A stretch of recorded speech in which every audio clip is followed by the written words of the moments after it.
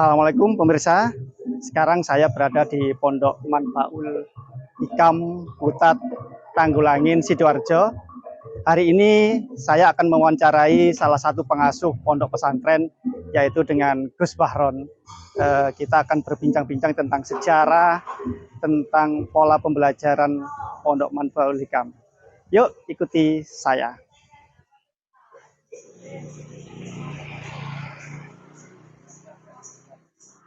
Assalamualaikum. Oke, waalaikumsalam. Mau ketemu panggilan sama pengasuh pondok ada? Ada. Ya. Oke, monggo pinara ikutin. Oke.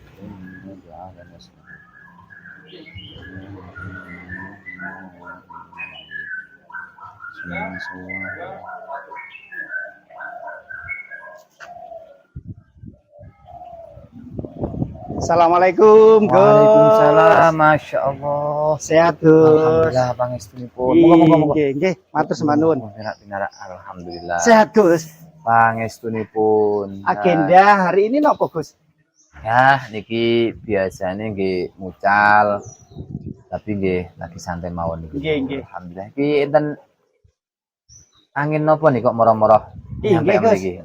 Alhamdulillah, kita mau mengupas tuntas tentang sejarah berdirinya Pondok Pesantren Manfaul Hikam ini, Gus. Pondok pesantren ini didirikan tahun berapa nih, Gus? Kalau Abah dulu, Mbah Hozin, Nggih. pesantren ini mendirikan itu mulai tahun 1982. Nggih. 1982. Dengan nama asli dulu itu Darul Ulum.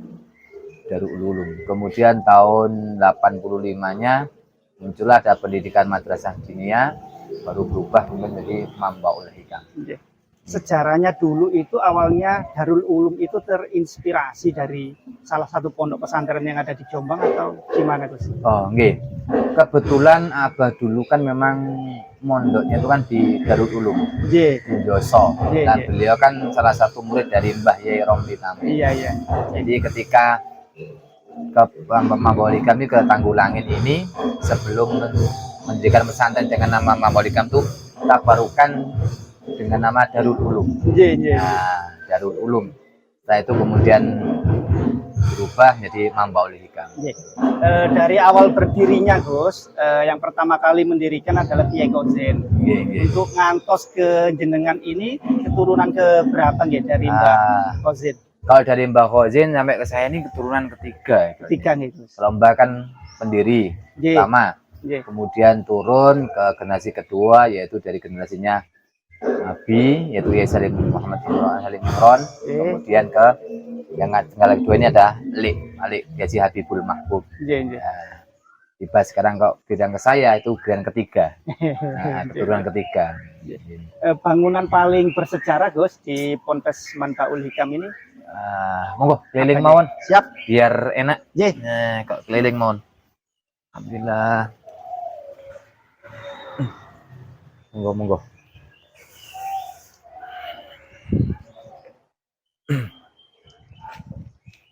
Masih ada nggih, Gus?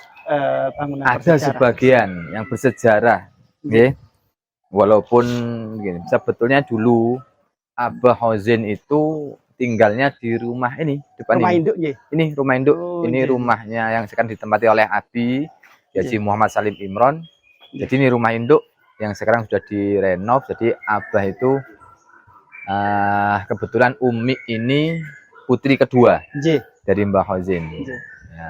Nah, hebatnya itu Abah itu kalau mendidik putra putrinya itu, setelah Abah Hozin itu putrinya sudah menikah, itu biasanya kalau orang tua kan anaknya yang dikasihkan rumah. Nah, kalau Abah Hozin enggak, Abah Hozin putrinya sudah mapan, Abah Hozin yang beli rumah, Abah Hozin yang keluar.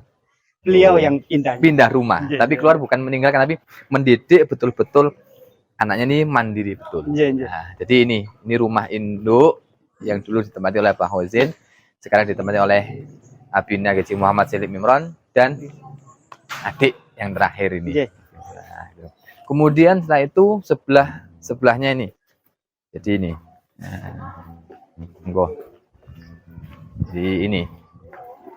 Ini rumah induk yang kedua. Nah ini rumah induk masih ada nih. Kalau ini masih bagus ini masih kelihatan memang loh bangunannya masih kelihatan tua. Kental ini belum direnov sama sekali ini. Jadi ini hanya dicat-cat aja. Ini yang rumah kedua. Jadi ini yang masih asli nih. Masih asli nih. Masih asli. Jadi dari Abah pindah ke sini, kemudian sampai putri yang ketiga itu menikah, dapat gaji Ahmad Nur Mansur, itu yang ditanggulangin. Biapa masih di sini. Kemudian sampai putri yang keempat menikah, kemudian pindah di sebelah baratnya. Dari sebelah situ kali putra putri beliau menikah, yang mapan ngalah, baru ngalah. Luar biasa. Baru dari sini ada lagi pindah ke sebelah selatan, itu juga yang bangunan kuno. Jadi itu. Nah itu. Sebelum ke sana Gus, saya mau mengulas tentang berdirinya masjid ini, sejarahnya bagaimana Gus? Kalau masjid ini sebenarnya musola ya. Ini dulu musola. Oh, musola kecil. Memang musola kecil, dan ini juga menjadi cikal bakalnya pesantren Mambaul Hikam. Karena apa? Sebelum ada pesantren, sebelum ada madrasah diniyah, di sini ada yang namanya torikoh. Jadi ngajinya Abah itu dulu santrinya itu kan santri kalong, belum ada yang tetap. Jadi baru mulai 82 itu mulai ada yang menetap, 1, 2 itu, kemudian sampai 85 mulai ada madrasah diniyah yang diformalkan. Jadi kalau sebelum itu sebetulnya ya untuk pengajiannya Abah itu dari sebelum 82 sudah ada yang mengaji, cuma santri-santri kalong. Dan ini masjid ini adalah cikal bakalnya. Jadi cikal bakalnya itu adalah di sini. Jadi ini musolah ini, jadi kemudian ini adalah masjid. Monggo. Di sini dibuat ini nggih Gus, pusat pengajaran nggih. Jadi masjid ini memang betul-betul kita ngikuti apa yang diajarkan oleh Kanjeng Nabi. Itu masjid bukan hanya sekedar untuk tempat ibadah saja, tapi masjid juga multifungsi.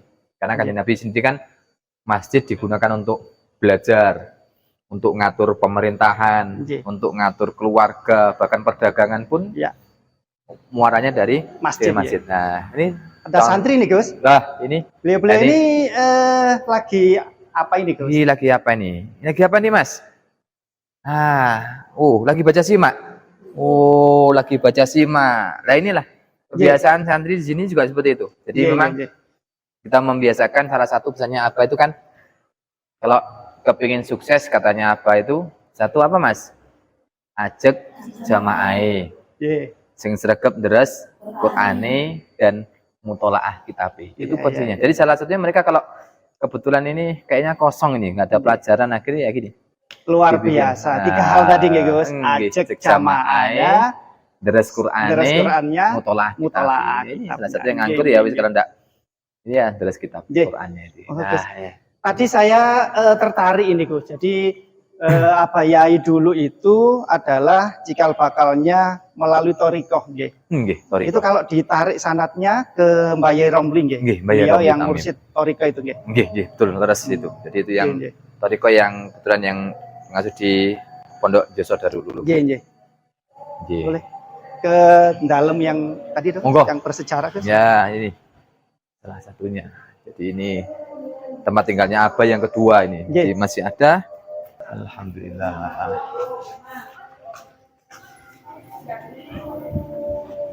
Nah, ini kediaman Abah yang ketiga dari setelah pindah. Jadi Abah itu pindah rumah itu sampai 3 kali. Ya, dari rumah induk, kemudian sebelah baratnya, sekarang lanjut ke ini rumah yang ketiga. Dan ini ditempati oleh putri beliau yang sudah almarhum, Ning Zainiyah itu yang putri ke-5.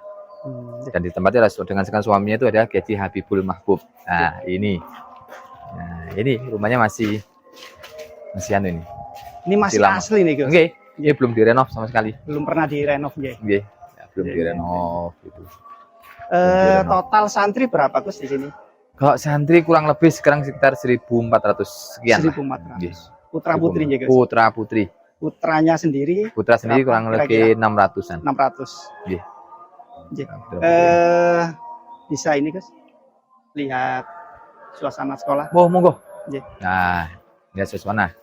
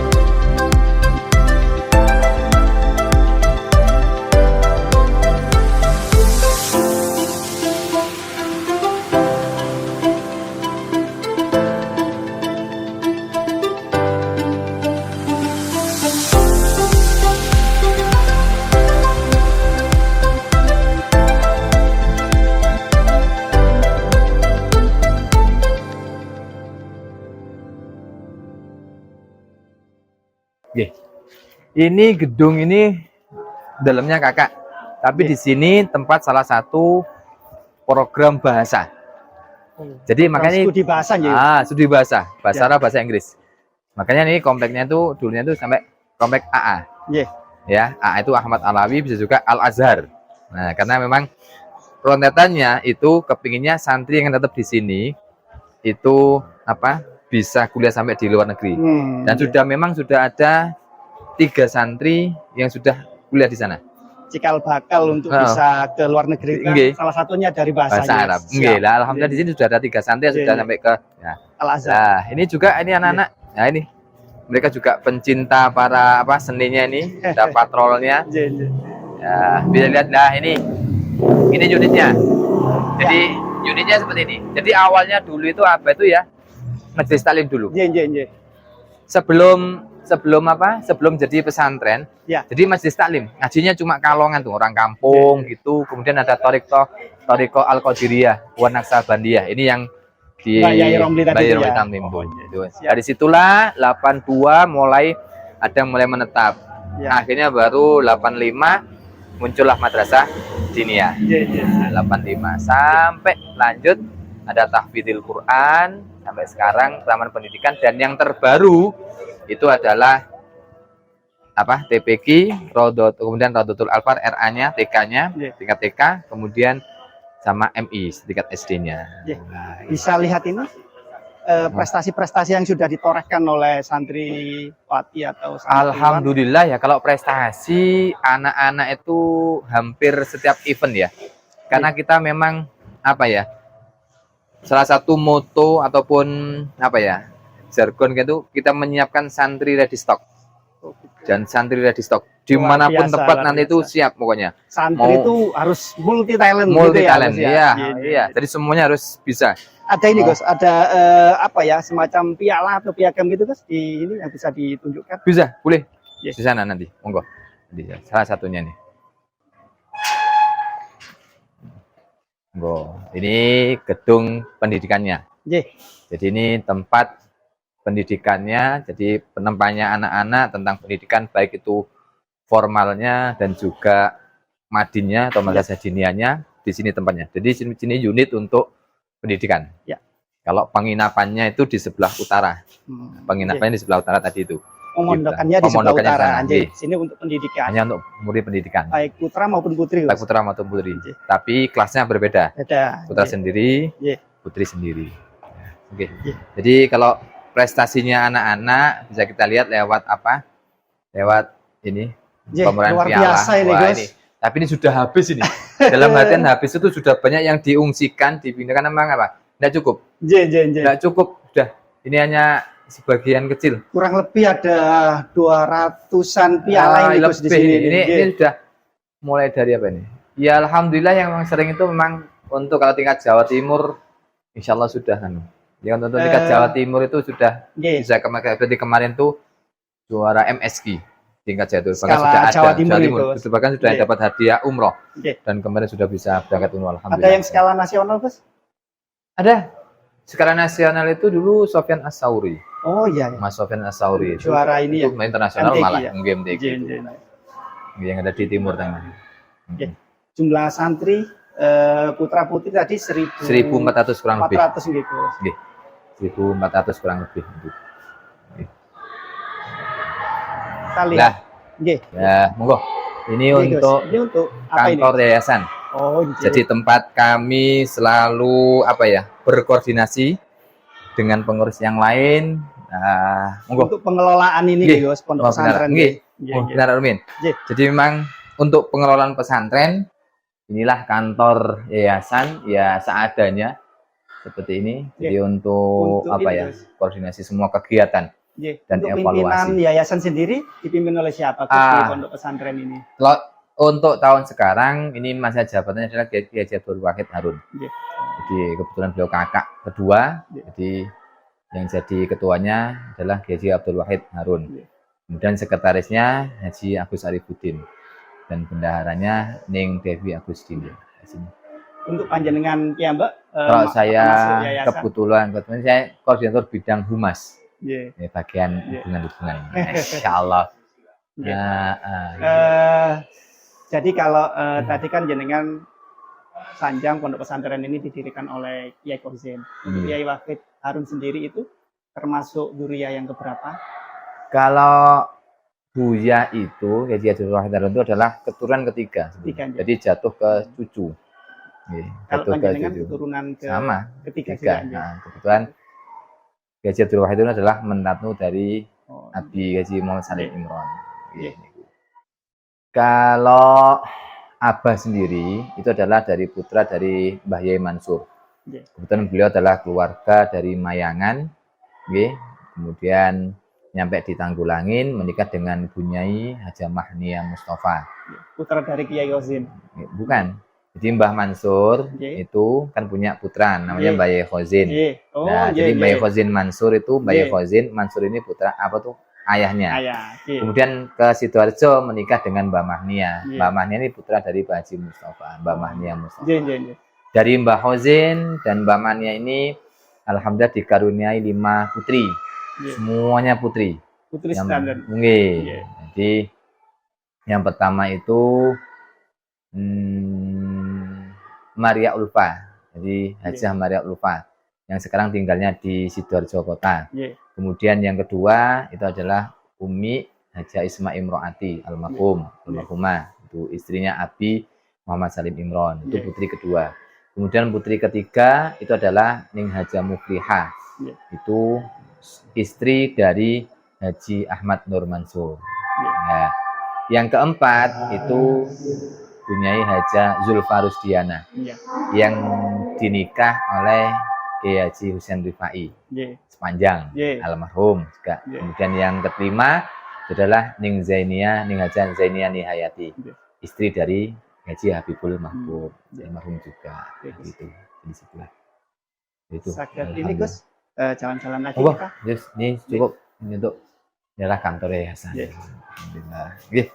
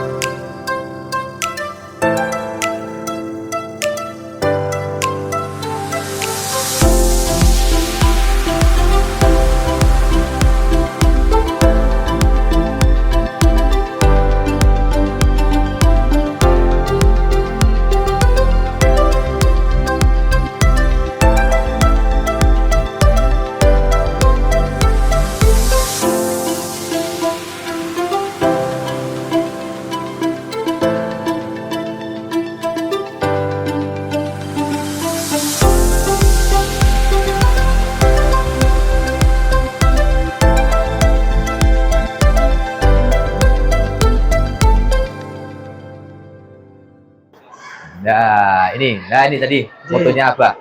Pokoknya kepingin sukses, ajak jamaah, deres Qur'ane, mutolaah, tapi ini yang selalu dipegang anak-anak. Nganggur. Nah, inilah suasana untuk pendidikan. Ini strata apa, Gus? Ini ada MTS sama MA. Oh iya. Di Madrasah Sanawiyah dan Madrasah Aliyah. Jadi di sini ini Madrasah Sanawiyah dan Madrasah Aliyah. Dan di tempat inilah semua baik keilmuan dan juga apa ya bakat dari santri semuanya kita tempat di sini semuanya. Di sini ya. Selain MTS sama MA ini, Gus, apakah ada unit pendidikan yang lain, SD mungkin MI? Ya itu. Kalau SD yang baru tahun ini adalah MI. Madrasah Ibtidaiyah plus Mambaul Hikam. Jadi yang tahun ini itu sudah 2 tahun ini muncul Raudhatul Atfal plus Mambaul Hikam dan Madrasah Ibtidaiyah Mambaul Hikam plus Mambaul Hikam. MA sama MTS ini sudah menelurkan berapa lulusan, Gus? Waduh, kalau lulusannya itu sudah mulai tahun 99. 99 sudah ada. Lulus itu. Untuk ini, Gus, tradisi-tradisi santri itu seperti makan bersama mayoran kayak. Oh iya, itu kebiasaan. Ada di sini, Gus. Ada. Di sini selain tradisi santri, selain ada jamaah ya, seperti ini anak-anaknya juga mau persiapan untuk jamaah. Nah, seperti ini kegiatannya. Anak mau istirahat, ini persiapan untuk sholat jamaah asar, ya. Kemudian untuk tradisi makan bareng Ya, itu kita betul. biasakan, itu biasanya itu ada yang namanya di sini adalah program penambahan gizi santri. Ya, Nah, ada ya Gus ya? Program ada gitu. Melawan program stunting ini penambah, ya, Gus. iya, penambahan gizi santri itu Iya, biasanya iya, kita iya. kita berikan ketika apa? Malam Jumat. Iya, iya, iya. Ketika malam Jumat itu adalah ketika proses apa? Sholawat Iya, kubro, tiba iya. kubro, di situ kita bagi semuanya. Di sini juga Di Gus sini tempatnya. semuanya. Oh, iya, iya. Jadi anak-anak disuruh duduk Iya. gitu. Luar Jadi biasa. ada sekali waktu makan-makan bersama Iya. di sini. Iya. Beber gitu sudah. Iya, Gus. Seperti itu. Bisa jalan-jalan lagi Gus? Monggo, lanjut mari. Selain makan bersama, tadi ada tradisi gizi sehat nih Gus. Nggih. Itu ada tradisi-tradisi apa lagi Gus? Kalau di sini? Barangkali Ya. pengajaran kekasan Ah, Imam Baul Hikam itu sendiri apa, pengajaran kekhasan Imam Baul Hikam di sini salah satunya yang menjadi ikon sampai sekarang, Nggih, mungkin masih satu-satunya di Sidoarjo, nggih. adalah kurikulumnya kita tentang pendidikan ilmu falak. Nah, alhamdulillah Nggih, nggih. memang terutama Abah sendiri itu kan terkenal sebagai ilmu falaknya. Bisa dijelaskan Gus, ilmu falak itu sendiri apa sih biar masyarakat Ya, ini tahu? enggak. Nggih. Ilmu falak itu kan kalau dalam bahasa kerennya dari ilmu astronomi atau ilmu perbintangan. Iya, Yang mana di situ bukan hanya melihat fenomena alam tapi juga memang bagaimana kita menandai tentang awal dan akhir bulan dalam kalender Hijriah. nggih. Seperti penentuan awal puasa, penentuan nanti juga kira-kira awal Syawalnya kapan, jadi hari rayanya kapan, seperti itu. Jadi ilmu falak. Iya. Dan banyak sekali fungsinya juga selain untuk bukan hanya sekedar untuk melihat apa ilmu perbintangan. Ilmu perbintangan Nggih, itu. nggih, ilmu falak itu. Jadi bisa dijabarkan ini ilmu falak itu sendiri kalau baca literatur saya Gus. Jadi bisa membaca ini ya Gus ya. Arah masa depan gitu ya Gus ya. Nah, bisa gitu. Iya, Itu iya, kalau iya. sudah dalam taraf pendidikan yang sudah tinggi. Iya, iya, iya. Nah, gitu. Ya.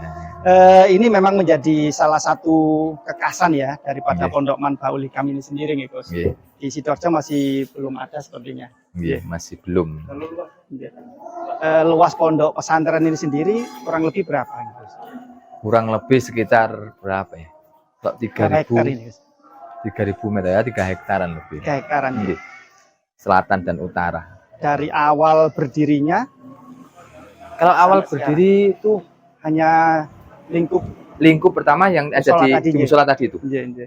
Jadi lingkup di musola, kemudian merembet ke sini. Jadi Iya, yang di utara jalan, kemudian alhamdulillah bisa mengembangkan di selatan jalan. iya. Seperti ini. Ini awal itu. Gus, matur sembah nuwun untuk wawancara hari ini Gus atas sambutannya yang luar Nggih, biasa, matur sudah nuwun, diajak keliling sami-sami. pondok gitu Nggih. Gus. Saya mohon pamit dulu. Nggih, niraken. Nggih. Monggo. Nggih, Atas bareng, atas. Gus. Nggih, niraken. Assalamualaikum. Waalaikumsalam warahmatullahi.